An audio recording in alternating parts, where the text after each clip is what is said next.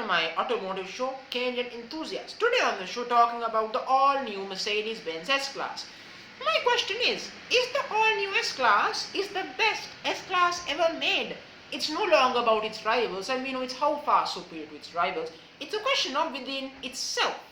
How much better is it within the S-Class hierarchy?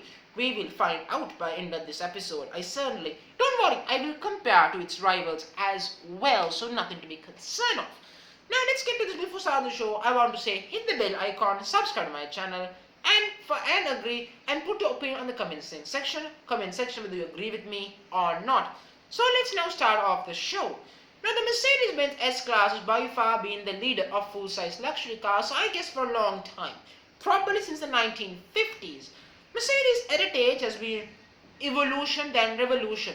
All the time Mercedes S-Classes had met the era where it was. The W140 was the most infamous S-Class, and that S-Class met the era perfectly. Technical sophistications and etc. And was the last S-Class we built on the no-cost object. But of course, that has changed ever since then. The last in S-Class was wonderful. But the new S-Class is a challenge of itself. In a world of technical sophistication, it no longer can rely on the wood and the leather and the design for success. Oh no! For it to rely on its success, it will have to rely on technological marvelcy. And the new S-Class Mercedes might be the most sophisticated vehicle in the world right now, technically speaking.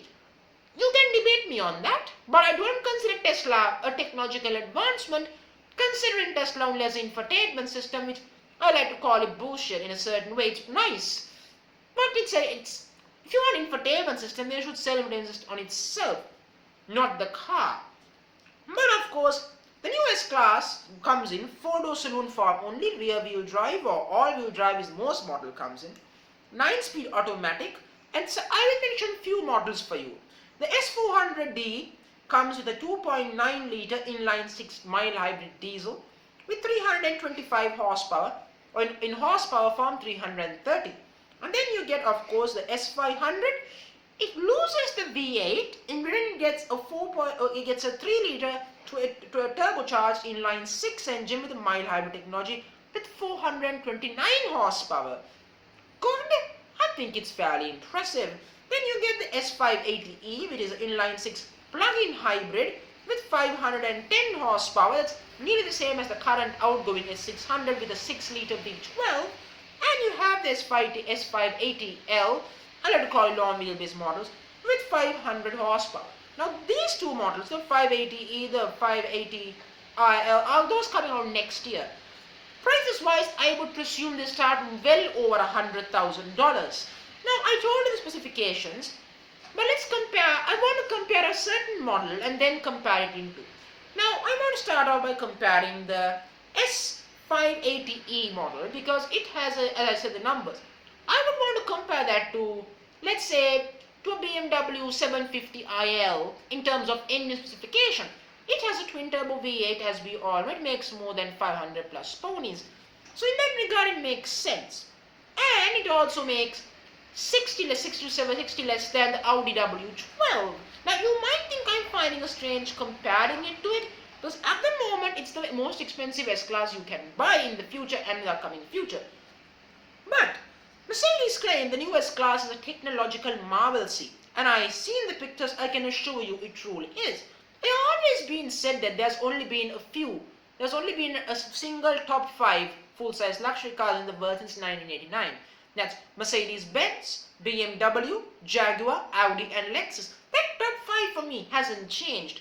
Genesis might be impressive, but full-size luxury cars are built on heritage and success, and Genesis will not get nowhere near Lexus no matter how hard they try. And that's the reality. And the thing is, Mercedes themselves struggles to beat Jaguar or Audi in that top 5. So I can assure you, something good as Lexus struggles.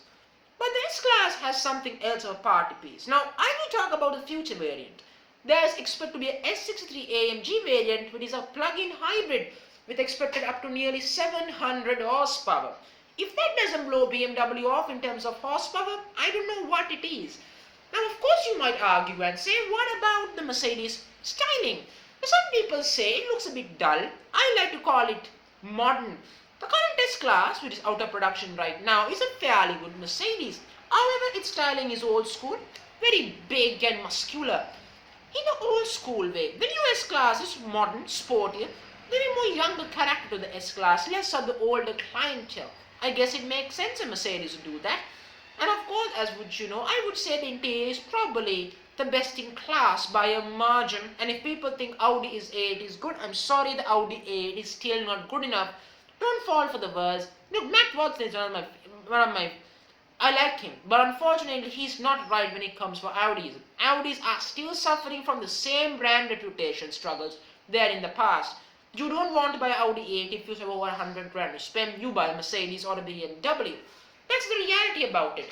And I mean, look, Audi systems may used to be in by Mercedes Benz, but it's not about the technology, it's about how you represent the technology is what counts. If you represent them well, then it will be a far better altercation than your rival. So I presume Mercedes on that regard a fair job. Performance-wise, the 510 horsepower engine should make it fairly even between the model lines of Mercedes-Benz. In Europe, you have even smaller diesel engines to pick from, even lesser petrol engines to pick from. So in Europe, you got wider variety. In North America, though, we get the more powerful engines. So, of course, as would you imagine on that department. Now, another thing Mercedes-Benz was keen on was to make the chauffeur-driven comfort even better. Focus on luxury, less on sportiness even further. It's a very good thing to do by Mercedes-Benz. There's no question about that. And I think that's the way to go. But let's think of it. Let's talk about the Mercedes. We know how good it is. But its closest rival, it's not close, but let's assume, is the BMW 7 Series. The 7 Series is unfortunately very ugly. Its front end is rather typical BMW fashion. I will just call it simply ugly. And the interior is rather picked from a 5 Series. And look, it's nice, but I just don't like it. I think it's good, but the older 7 Series were by far better. So I don't personally say the 7 Series comes close. The Audi A8 is nice, but it still suffers from the purpose of buying an Audi.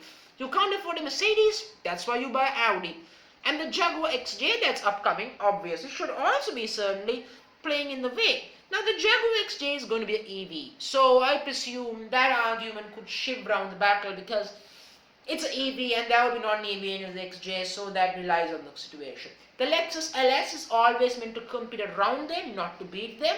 And I presume with that in mind, you might think, okay, Mercedes got the by far position, by now you come with me. Mercedes has something Audi doesn't. The lots of plug-in hybrid models. Audi doesn't come with a lot of plug-in hybrid. They really don't. Because of that, Mercedes got that advantage over Audi. Then they have the advantage of the horsepower argument sorted by next year when the AMG models comes. They should make crazy power, more power than a Dodge Demon, I would assume.